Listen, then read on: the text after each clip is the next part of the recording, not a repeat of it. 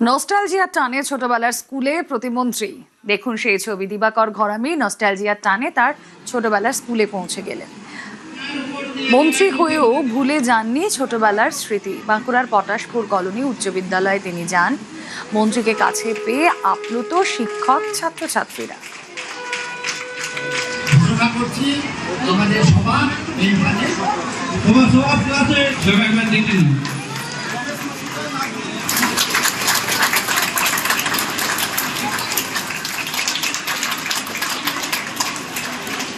পুত্র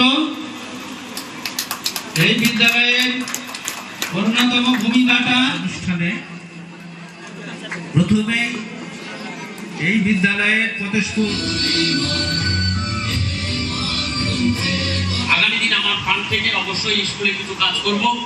আর একটা বিষয় আমার ভালো লাগছে যে আমার যে দপ্তর আমার সরকার দিয়েছে, আমার মুখ্যমন্ত্রী আসবেন তিনি সেই বন্যার উপর দিয়ে লড়াই করতে। পটাশপুর কলোনি উচ্চ বিদ্যালয়, এই স্কুলে আমি পড়াশোনা করেছি। আজকে ভীষণ আনন্দের বিষয় যে মাস্টারমশাইরা আমাকে শিক্ষা দিয়েছেন, আজকে সেই মাস্টারমশাইদের সঙ্গে মঞ্চে বসেছি।